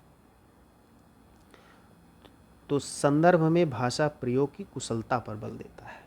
ठीक है, ये ऑप्शन आपका सही हो जाएगा। संप्रेषण परक उपागम का मेन मकसद जो है वो यही है, तीसरा ऑप्शन आपका। और चौथा जो है वो भाषा प्रयोग, मात्र भाषा प्रयोग का निषेध करता है। नहीं भैया, ऐसा कोई निषेध उषेध नहीं करता। वो कहता है ख्याल बस बोलो, फटाफट कुछ भी आए बोलते रहो। संप्रेषण परक उपागम यही है, कम्युनिकेटिव अप्रोच यही है भाषा की। चलिए भाई आगे बढ़ते हैं। अब क्या है, स्वलीन विकार ऑटिस्टिक डिसऑर्डर में बच्चा क्या करता है, अपने ही कार्यों में लीन रहता है। दूसरा, अपने हाथ पैर हिलाने में कठिनाई का अनुभव करता है। तीसरा, सामाजिक अंतःक्रिया और संप्रेषण में कठिनाई का अनुभव करता है। चौथा, अक्सर खाने से मना कर देता है। देखिए, आर्टिस्टिक डिसऑर्डर जो है ये एक तरह की जटिल विकासात्मक स्थिति है। ठीक है, जिसमें सामाजिक संपर्क, भाषण, ठीक है, ये व्यवहार में लगातार चुनौतियाँ, ये सब शामिल होती हैं। ठीक, तो आपका ये जो थर्ड ऑप्शन है ये सही होगा, सामाजिक अंतःक्रिया और संप्रेषण में कठिनाई का अनुभव करता है। देखिए, एक चैप्टर जो है हमें जिसे स्पेशली जो है करीब एक दो घंटे के आसपास का लेना होगा, वो इसी पर बेस्ड होगा, स्पेशल बच्चों पर। ठीक है, उनके लक्षण क्या क्या होते हैं, किस तरह की कठिनाइयों का वो सामना करते हैं। ठीक है, तो वहाँ इसकी विस्तार से हम लोग चर्चा करेंगे। पर आप यहाँ बस इतना ही समझ लें कि आर्टिस्टिक डिसऑर्डर जो है एक जटिल तरह की विकासात्मक स्थिति है। वो विकास कुछ इस तरह से होता है उनका कि बड़ा गुथा हुआ। तो ऐसे में वो सामाजिक जो है अंतःक्रिया बहुत अच्छे से कर नहीं पाते, एडजस्ट नहीं कर पाते, खुद को कम्युनिकेट नहीं कर पाते, बोल नहीं रखते, खोए खोए से रहते हैं बच्चे। वो स्थिति होती है। तो थर्ड ऑप्शन आपका सही हो जाएगा, पहला दूसरा। देखिए, अब यहाँ स्वलीन लिख दिया गया तो इसका मतलब आपने ये मत अर्थ लगा, इसका शाब्दिक अर्थ यहाँ दे दिया गया है, अपने ही कार्यों में लीन रहता है। ठीक है, तो शाब्दिक अर्थ पे आप मत जाया कीजिएगा। जब भाव आपसे पूछ रहा हो तो उसका मेन मकसद पूछ रहा हो, तब यहाँ केवल शाब्दिक अर्थ है पहले ऑप्शन में। चलिए आगे बढ़ते हैं। Question number 110। एल.एस. वाइगोत्स्की के अनुसार भाषा एक अर्जित योग्यता है। दूसरा, भाषा चिंतन को निर्धारित करती है। तीसरा, चिंतन भाषा को निर्धारित करता है। या चौथा, भाषा एवं चिंतन एक दूसरे से स्वतंत्र रूप से विकसित होते हैं। देखिए, भाषा विकास के क्रम में भाषा और चिंतन के संबंध में जो विचार किया गया, महत्वपूर्ण प्रश्न है यह। ठीक है, इस पे कहिए मैं टिक लगा दूं और इम्पॉर्टेंट लिख दूं, मतलब बढ़िया प्रश्न है ये। तो मैंने बताया आपको भाषा विकास के संदर्भ में जब भाषा और चिंतन की स्थिति आती है तो एक विवाद बन जाता है, वहाँ पे डिबेट चलती है कि पहले चिंतन होता है फिर भाषा का विकास होता है, या पहले भाषा का विकास हो जाता है, व्यक्ति तब चिंतन करता है, चिंतन की प्रक्रिया को स्टार्ट करता है। ये एक डिबेट चलती है उसमें। तो देखिए, ये जो आपका तीसरा ऑप्शन दिया गया है ये, ठीक है, चिंतन भाषा को निर्धारित करता है, इसके जो समर्थक हैं वो हैं जीन पियाजे। ठीक है, मैं हिंदी में यहाँ लिख दे रहा हूँ, पियाजे। वो कहते हैं कि पहले चिंतन होता है बच्चे में, भाषाई विकास उसके बाद की प्रक्रिया है। जबकि वाइगोत्स्की जो हैं वो ये कहते हैं कि भाषा एवं चिंतन एक दूसरे से स्वतंत्र रूप से विकसित होते हैं। ठीक, अपने प्रारंभिक रूप में। ठीक है, बाद में वो आपस में उनमें मेल हो जाता है, परंतु प्रारंभिक स्थिति जो होती है वो भाषा और चिंतन दोनों एक अलग अलग छोर पे स्वतंत्र रूप से विकसित होते हैं। ठीक, ये बढ़िया टॉपिक है। और तुलनात्मक अध्ययन जो प्याजे और वाइगोत्स्की का भी हमें करना पड़ेगा, क्योंकि उसमें कई सारे सवाल जो हैं वो कई बार आए हैं परीक्षाओं में। ठीक है, तो वाइगोत्स्की का यह विचार, ये फोर्थ ऑप्शन आपका सही हो जाएगा कि भाषा एवं चिंतन एक दूसरे से स्वतंत्र रूप से विकसित होते हैं। तो यहाँ अब पूरी चर्चा को अगर हम लेके बैठेंगे तो बड़ा विस्तार हो जाएगा, तो इसको आगे के लिए छोड़ते हैं, किसी वीडियो में हम पूरी तरह से इसको डिस्कस करेंगे। ठीक, चलिए। एक बहुसांस्कृतिक पृष्ठभूमि वाली कक्षा में भाषा सीखने के बारे में कौन सा विचार उचित है? ठीक, कंडीशन क्या है? मल्टीकल्चरल जो है वो पृष्ठभूमि है उसकी, बहुसांस्कृतिक। तो कौन से विचार से हम चलें, ये जानना चाहते हैं। तो बच्चों में भाषा, पहला देते हैं कि बच्चों में भाषा सीखने की क्षमता बलपूर्वक विकसित करनी होती है। देखिए भैया, बलपूर्वक जैसा कभी कोई टर्म सीटेट में एस मत करिएगा, हाँ मत करिएगा। ठीक है, ये हमेशा रॉन्ग करिए, इसको फोर्स करके कोई चीज़ नहीं। दूसरा, अधिकाधिक पुस्तकों का निर्माण किया जाए। देखिए, ऐसे भी शब्दावलियाँ जब भी यूज़ की जाएं तो आप संदर्भ देख लीजिएगा कि एक अधिकाधिक का मतलब क्या है। अगर अधिकाधिक अवसर उपलब्ध कराने की बात कर रहे हैं तब तो आपका ऑप्शन सही है। ठीक है, आपको दो विकल्पों में कन्फ्यूजन हो तो जहाँ अधिकाधिक अवसर की बात होगी तो वो विकल्प सही होगा, प्रायः सही होगा। लेकिन जब अधिकाधिक पुस्तकों के निर्माण की बात कर रहे हैं तो यहाँ जो अधिकाधिक शब्द का प्रयोग किया है उन्होंने निर्माण अर्थ में, वो सही नहीं होगा। तीसरा कह रहे हैं भाषा सिखाने के लिए व्याकरणिक नियमों का अधिकाधिक प्रयोग। देखिए, कमोबेश चीज़ को थोड़ा सा पलट करके अब यहाँ व्याकरणिक नियम डाल दिया इन्होंने और शब्द वही अधिकाधिक प्रयोग कर दिया। तो ये इस तरह के ये अधिकाधिक शब्द जो हैं ये कभी नहीं। चौथा ऑप्शन क्या है? भाषा परिवेश का निर्माण किया जाए ताकि भाषा अर्जन की सहज स्थिति बन सके। ठीक है, बहुत बढ़िया, सबसे अच्छा आंसर। परिवेश का आप ऐसा निर्माण करें कि भाषा अर्जन जो है सहज स्थिति ऐसी बन सके तो कि स्वयं अपने आप वो आगे बढ़ने लगे। चलिए, तो फोर्थ ऑप्शन सही हुआ। आगे बढ़ते हैं। 112, बच्चे भाषा सीखने की क्षमता के साथ पैदा होते हैं, मुख्यतः यह विचार किसका है? ठीक है, अब देखिए प्रश्न ये भी महत्वपूर्ण है। ये जो है बच्चे भाषा सीखने की क्षमता के साथ पैदा होते हैं, ये स्टेटमेंट जो है जिस व्यक्ति का है वो है नॉम चॉम्स्की। ठीक है,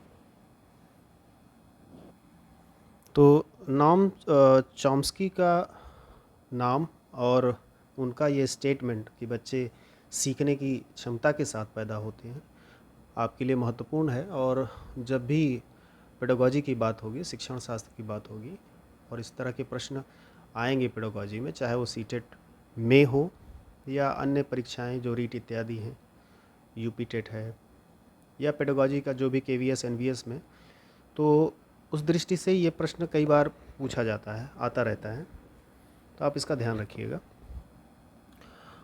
मोटे तौर पर देखें, चूँकि नॉम चॉम्स्की एक अच्छा टॉपिक है और इस पर बात होनी चाहिए, करीब आधे एक घंटे तक जा सकती है इन पर चर्चा, और महत्वपूर्ण भी है। तो लेकिन मोटे तौर पर यहाँ हम ये समझ लेते हैं कि नॉम चॉम्स्की ने ये कहा कि बच्चा भाषा सीखने की क्षमता के साथ पैदा होता है। आमतौर पर ये कुछ डिबेट सी रहती थी कि भाषा जो है अर्जित की जाती है, बच्चे के पास पहले कुछ नहीं होता है, बस वो इस दुनिया में आ जाता है, तो उसके बाद वो संपर्क में जिसके जिसके आता रहता है, माता पिता से लेकर के जो भी उसकी सोशल एक्टिविटीज़ चलती रहती हैं, तो सामाजिक रूप से वो सीखता रहता है। तो थोड़ा सा इन पर कुछ वैज्ञानिक जो भाषा वैज्ञानिक हैं वो असहमत भी दिखे कि भाषा हम दूसरों से सीखते हैं, लेकिन इनका ये कहना था, ये कहना नहीं था कि भाषा सीखने के या यूँ कह लें आप कि भाषा के साथ पैदा होता है, ऐसा नहीं, भाषा की क्षमता लेकर के पैदा होता है सीखने की। और उस संदर्भ में इन्होंने एक टर्म यूज़ किया है, उसको इन्होंने कहा ये लेडी। ठीक है, मीन्स लैंग्वेज एक्विजिशन डिवाइस, मतलब जो कि हमारे ब्रेन में होती है, इन्होंने कहा एक हाइपोथेटिकल या काल्पनिक विचार उन्होंने दिया। अब इस तरह की डिवाइस होती है या नहीं होती है वो एक डिबेट का विषय है, लेकिन इन्होंने कहा कि एक लैंग्वेज एक्विजिशन डिवाइस भाषा को ग्रहण या अर्जन करने की एक डिवाइस होती है जिसके ज़रिए बच्चा भाषा का अर्जन करता है। और आगे बढ़ कर के इन्होंने एक यूजी शॉर्ट फॉर्म में यूजी या यूनिवर्सल ग्रामर की बात की। ठीक, यूजी यूनिवर्सल ग्रामर की बात की इन्होंने, जिसमें इन्होंने कहा कि जो भी संसार की भाषाएं हैं उनकी जो व्याकरणिक संरचना है, जिसमें आपका जैसे हिंदी के हिसाब से देखें तो विलोम हो गया और समानार्थी शब्द हो गए, तो ऐसे ही अन्य भाषाओं में इंग्लिश में आप देखें तो एंटोनिम्स सिनोनिम्स हो जाता है। ठीक है, संरचनागत जो है वो समानता है विश्व की सभी भाषाओं में, उसी को इन्होंने यूनिवर्सल ग्रामर का एक नाम दिया। ये कुछ मोटी बातें हैं जो नोम चॉम्स्की के संदर्भ में हैं। अब इसी के साथ जुड़ा हुआ अगर स्किनर की चर्चा कर ली जाए, जिन्होंने ऑपरेंट कंडीशनिंग थ्योरी दी, क्रिया प्रसूत का सिद्धांत दिया, जिसकी चर्चा कभी आगे होगी किसी वीडियो में, तो उन्होंने पुनर्बलन पर, रीइंफोर्समेंट पर बल दिया। तो भाषाई विकास के क्षेत्र में जब उन्होंने अपने विचार रखे, अपने उस सिद्धांत के साथ ही उन्होंने उस चीज़ को भी जोड़ दिया। तो उन्होंने कहा कि जब रीइंफोर्समेंट मिलता है, जैसे आप कोई बच्चा कुछ कर रहा है, आप उसे बकअप करें या मतलब उत्साह उसका बनाएं, शाबाशी दें, गुड, तो इस तरह से वो कहते हैं कि भाषाई अर्जन ज़्यादा अच्छे से होता है। ठीक है, क्योंकि वो रीइंफोर्समेंट मिल रहा है, पुनर्बलन मिल रहा है उसके सीखने को। तो ये कई तरह के विचार हैं जिन पर एक एक करके चर्चा होनी चाहिए अलग अलग चैप्टर वाइज। अब अगर विकल्पों में दिए गए हम जीन पियाजे की बात करें तो ये इनका ये कहना है, संज्ञानात्मक विकास पर काफ़ी बल दिया इन्होंने। इनका कहना है कि जो बच्चे होते हैं वो कुछ निश्चित सूचना की जो प्रोसेस एबिलिटीज़ हैं, इंफॉर्मेशन प्रोसेस एबिलिटीज़ कह लीजिए उन्हें, तो और या स्ट्रेटजीज़ कह लीजिए, तो उनका उपयोग करते हैं वो भाषा को सीखने में। तो इनका एक अलग तरह का विचार था। ठीक है, हालांकि यहाँ आपको चीज़ें स्पष्ट नहीं होंगी, मैं जान रहा हूँ, उसको समझ भी सकता हूँ, और लेकिन बस केवल मैं संकेत भर कर रहा हूँ यहाँ पर। और जहाँ तक वाइगोत्स्की की बात है तो इन्होंने कहा कि भाषा जो है वो एक अनिवार्य पहलू है संज्ञानात्मक विकास का। देखिए यही इन दोनों में गतिरोध चलता रहता है कि जहाँ वाइगोत्स्की कहते हैं कि भाषा को थोड़ी वरीयता देते हैं संज्ञानात्मक विकास के लिए, तो वहीं पियाजे जो है वो कहते हैं कि वो जो संज्ञानात्मक विकास है वो स्वतंत्र है, ठीक है, लैंग्वेज से। तो ये थोड़ी डिबेट है उनके बीच में, इसकी चर्चा फिर कभी की जाएगी। और वाइगोत्स्की ने, जीन पियाजे ने, एक थोड़ा सा उनका एडवांटेज रहा है कि उन्होंने भाषा के जो सामाजिक या सांस्कृतिक पहलू हैं कि समाज से भी हम अडॉप्ट करते हैं, लैंग्वेज को सीखते हैं, तो उस पहलू पर उतना जोर नहीं दिया, जबकि वाइगोत्स्की ने अपना सोशियो कल्चरल थ्योरी ही इसी बात पर दी कि भाषा को हम काफ़ी हद तक अपने समाज से सीखते हैं। इसकी चर्चा भी हम आगे करेंगे। तो इस तरह से इसका जो राइट आंसर रहा वो है नोम चॉम्स्की। आइए अब आगे बढ़ते हैं, याद रखिएगा इसको, प्रश्न महत्वपूर्ण है।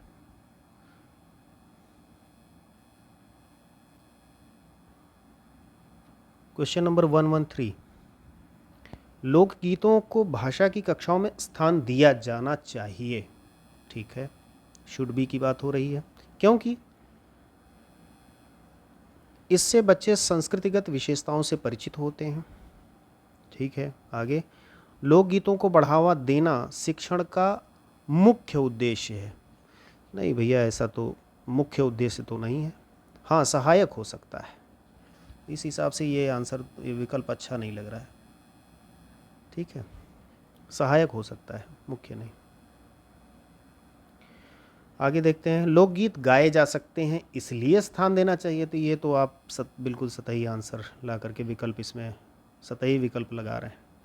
चौथा, केवल लोकगीतों के माध्यम से पारंपरिक मूल्यों की शिक्षा दी जाती है। अब देखिए मैंने आपको बताया ना, केवल जहाँ भी आ जाए ये, उस आंसर को आप, अब दो बचे आपके पास, तो यहाँ मुख्य नहीं, सहायक, हाँ ये भी कट जाएगा।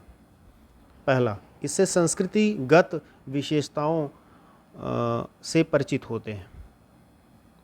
तो इस तरह से हमारा जो है पहला ऑप्शन वो राइट हो जाएगा कि, और इससे बच्चे संस्कृतिगत विशेषताओं से परिचित होते हैं। और सही बात है कि जो लोकगीत यानी जो आम जनमानस के गीत हैं, ठीक है, जो आजकल जो है वो गांव में जाकर के आप देख सकते हैं कि वहाँ की महिलाएं लोकगीत गाती हैं तमाम अवसरों पर, शादी विवाह का अवसर हो या अन्य कोई अवसर हो। इस तरह से पुरुष भी जो है उसमें लोकगीतों में इन्वॉल्व रहते हैं। तो ये कल्चरल एक्टिविटी है और इससे परिचित होना चाहिए बच्चों को। इस उद्देश्य से लोकगीतों को स्थान मिलना चाहिए, ऐसा कहा जाता है। दूसरा ऑप्शन हमारा नहीं होगा क्योंकि भाषा शिक्षण का मुख्य उद्देश्य ये नहीं। भाषा शिक्षण का सहायक उद्देश्य तो हो सकता है, मुख्य नहीं। और जहाँ तक उसके मुख्य उद्देश्य की बात है तो उसका जो मुख्य या कहें कि मूल उद्देश्य है वो है कि सभी जो है वो भाषा कौशलों में निपुणता हासिल करें, ठीक है, और भाषा का प्रभावी और संदर्भयुक्त प्रयोग कर सकें। ये भाषा शिक्षण का मुख्य उद्देश्य होता है, ठीक है। आइए आगे बढ़ते हैं। क्वेश्चन नंबर 114, सुलेखा ने पाठ को पढ़ते हुए जीवन को जिंदगी पढ़ा, ठीक है, जीवन को जिंदगी पढ़ दिया उसने। यह इस ओर संकेत करता है कि वह अक्षर पहचान की बजाय अर्थ को समझते हुए पढ़ रही है। ठीक बात है, जीवन जिंदगी का वही अर्थ है। उसे दूसरा, उसे अक्षरों की पहचान में भ्रम हो जाता है ना, ऐसा तो नहीं है। फिलहाल आगे देखते हैं। उसे केवल पठन अभ्यास की बहुत आवश्यकता है। और चौथा, सुलेखा ध्यान से नहीं पढ़ती। नहीं भाई, पहला ऑप्शन राइट है। अक्षर पहचान है उसे, ठीक है, अक्षर पहचान की भ्रम में हो जाए ऐसा तो कुछ नहीं है। उसे केवल पठन अभ्यास की बहुत, केवल तो वैसे ही आप रिजेक्ट हो जाएंगे। सुलेखा ध्यान से नहीं पढ़ती है, नहीं भाई, इसका समर्थन नहीं हो पा रहा है ना हमारे प्रश्न से। प्रश्न तो ये कह रहा है कि उसने जीवन के बजाय जिंदगी पढ़ लिया बस। तो पहला आंसर हमारा बहुत अच्छा समर्थन कर रहा है इसका, जो पहला विकल्प है कि वह अक्षर पहचान की बजाय अर्थ को समझते हुए पढ़ रही है, ठीक है। बाकी के ऑप्शन कट जाएंगे, पहला ऑप्शन सही है। क्वेश्चन नंबर 116, पाठ पढ़कर बच्चों से प्रश्न बनवाने से, यानी पाठ पढ़कर अगर बच्चों से प्रश्न बनवाया जाए तो क्या स्थिति बनेगी। तो कहते हैं प्रश्न बनाने की आदत का विकास होगा बच्चों में। दूसरा, इस बात का पता चलता है कि बच्चे प्रश्नवाचक शब्दों से परिचित हैं या नहीं। अब देखिए हल्का कर रहे हैं जवाब को, ठीक, हल्का कर दिया जवाब को। जवाब हमें आंसर जो है बढ़िया चाहिए, जिसको कहते हैं ना झन्नाटेदार चाहिए, गंभीर चाहिए, ठीक है। तीसरा, शिक्षक को यह जानने का अवसर मिलता है कि बच्चों ने पाठ को कितनी गहराई से समझा, ठीक। और चौथा, अब देखिए एक एक एक गंभीर उत्तर हमें मिला तीसरे में, लेकिन हम आगे भी चलते हैं अभी। कि चौथा ऑप्शन है कि कक्षा कार्य की अच्छी युक्ति पूरी होती है। फिलहाल कर दिया आपने। तो ये आपका जो 116 का आंसर होगा वो होगा तीसरा। जब पाठ पढ़कर बच्चों से प्रश्न बनवाए जाते हैं तो शिक्षक को यह जानने का अवसर मिल जाता है कि बच्चे कितनी गहराई से पाठ को समझ रहे हैं, ठीक है। जितनी ही गहराई से उन्होंने उसको समझा है उतने ही तरीके के डाइवर्सिव यानी विविधतापूर्ण जो प्रश्न है वो उनका निर्माण वो कर सकेंगे, ठीक। प्रश्न बनाने, पहला जो है वो प्रश्न बनाने की आदत का विकास होता है। ये हल्का आंसर है। अगर आपको सबसे बेहतर आंसर मिल रहा है सीटेट में तो आप उसकी तरफ जाइए, ठीक है। हल्के प्रश्नों पर आप जो है विचार न करें, ये आपको सुझाव है। आइए आगे बढ़ते हैं। क्वेश्चन नंबर 117, ये क्या कह रहा है कि लिखित कार्य की जांच में बच्चों की सहायता लेने से, ठीक है, कोई रिटर्न वर्क हुआ है और वहाँ बच्चों की सहायता से आप जो है वो मूल्यांकन करा रहे हैं, उसकी बात यहाँ की जा रही है कि लिखित कार्य में की जांच में बच्चों की सहायता अगर आप ले रहे हैं एज ए टीचर तो क्या होगा। पहला, बच्चे दूसरे के विचारों से परिचित होंगे। हाँ भाई, हो सकता है, मतलब संभावना है इसकी। आगे भी लेकिन देख लेते हैं। केवल पठन कौशल का अभ्यास होता है। अब देखिए, केवल आ गया और सेंटेंस आपका क्या है, अफर्मेटिव विधेय है, नकारात्मक तो है नहीं, तो ये गए यहाँ से, ये सही हो ही नहीं सकते। अगर वहाँ निगेटिव होता, नहीं है आ जाता, तो ये सही हो जाता। और तीसरा क्या है, बच्चे ज़्यादा गलतियाँ ढूंढना सीख जाते हैं। देखिए फिर से एक सतही आंसर डाल दिया इन्होंने। चौथा, बच्चों को दूसरे की हस्तलिखित सामग्री को पढ़ने का अवसर और अवलोकन क्षमता के विकास का अवसर मिलता है। बढ़िया उत्तर, ठीक है, बढ़िया विकल्प। हस्तलिखित सामग्री को पढ़ने का अवसर मिलने के साथ साथ उनकी अवलोकन क्षमता विकसित होती है, तो ये आपका सही हो जाएगा, बाकी के विकल्प खारिज हो जाएंगे आपके। अब आइए चलते हैं आगे। क्वेश्चन नंबर 118, पढ़ना कौशल में, ठीक, पढ़ना कौशल में सबसे ज़्यादा महत्वपूर्ण क्या है। पहला, संदर्भानुसार अर्थ ग्रहण करना। दूसरा, शब्दों वाक्यों को शुद्ध रूप से उच्चरित करना। तीसरा, केवल अक्षर पहचान। चौथा, तेज गति से पढ़ना। तो भैया देखो, नीचे से ही अगर आप आओ फोर्थ ऑप्शन से, तो तेज गति से पढ़ना ये सबसे ज़्यादा महत्वपूर्ण है नहीं। केवल अक्षर ज्ञान, तो ये तो कई बार मैंने आपको रिपीट कर दिया, केवल को हटाइए, और केवल अक्षर ज्ञान ही महत्वपूर्ण वैसे भी नहीं है। अगर केवल ना भी लगा हो, अक्षर ज्ञान ही, अक्षर पहचान लिखा होता तो भी नहीं होता। दूसरा, शब्दों वाक्यों को शुद्ध रूप से उच्चरित करना, ठीक है। और पहला है संदर्भानुसार अर्थ ग्रहण करना। अब देखिए, शुद्ध रूप से उच्चरित करने मात्र से ही पढ़ना नहीं होता। पढ़ना जब भी आएगा, किसी भी प्रश्न पत्र में आए, कहीं भी आए, भाषा के संदर्भ में पढ़ना अगर कौशल आ गया तो वहाँ उच्चारण गौड़ होता है, संदर्भगत जो अर्थ होता है वह मुख्य होता है। यह बात आप ध्यान में रखिएगा। अगर पढ़ने के साथ आप संदर्भ का ग्रहण कर पा रहे हैं, तभी कहा जाएगा कि आप में पढ़ने की क्षमता या पढ़ने के कौशल का विकास हो चुका है। तो पहला ऑप्शन आपका सही होगा, संदर्भानुसार अर्थ ग्रहण करना ये सबसे ज़्यादा महत्वपूर्ण है पढ़ना कौशल में, ठीक। पता चले बहुत बढ़िया आप शुद्ध उच्चारण कर लेते हैं, लेकिन जो रेफरेंस दिया जा रहा है, जिस संदर्भ में बात कही जा रही है, आप वो संदर्भ नहीं पकड़ पा रहे हैं और पढ़ डाले आप पूरा एक पेज। क्या मतलब निकला, बहुत शुद्ध उच्चारण हो तो ऐसे तर्क से अपने आप बात साबित हो जाती है। आगे चलते हैं। भाषा सीखने में जो त्रुटियां होती हैं, ठीक है, एरर्स जो होते हैं, वो क्या हैं, ये बात कही जा रही है। पहला, वह सीखने की प्रक्रिया का स्वाभाविक हिस्सा होती हैं जो समय के साथ दूर होने लगती हैं। हाँ, ये सही है, त्रुटियां जो हैं वो स्वाभाविक हिस्सा है सीखने के प्रयास का। दूसरा, उन्हें कठोरता से लेना चाहिए। नहीं भाई, कठोरता वठोरता से कभी शिक्षण शास्त्र के संदर्भ में ऐसी कोई बात, पेडागॉजी के संदर्भ में नहीं होती। उन्हें जल्दी से दूर किया जाना चाहिए। जल्दबाजी क्या है, जब वो खुद ही कह रहे हैं कि भाई समय के साथ दूर हो जाती हैं, ऊपर ही बता दिया, तो जल्दी दूर करने के चक्कर में काहे पड़े हैं आप। ये सब सतही आंसर हैं बिल्कुल आपके। वे बच्चों की त्रुटियों की ओर संकेत करती हैं। भाई सीखने का हिस्सा है, ठीक है, तो त्रुटियों की ओर संकेत करवा के क्या करवा रहे हैं। पहला आंसर है, कितना बढ़िया। वे सीखने की प्रक्रिया का स्वाभाविक हिस्सा होती हैं और समय के साथ ये त्रुटियां दूर भी हो जाती हैं, ठीक। आगे बढ़ते हैं। आज का हमारा अंतिम सवाल, क्वेश्चन नंबर 120, किसी भाषा कक्षा में कहानी कथन की आवश्यकता के संदर्भ में, किसमें, कहानी कथन की आवश्यकता के संदर्भ में कौन सा तर्क उचित नहीं है, आपको बताना है। तो पहला है, सभी बच्चों की क्षमता अनुसार कल्पना शक्ति का विकास होता है। दूसरा, सभी बच्चों को भाषा सुनने का परिवेश मिलता है।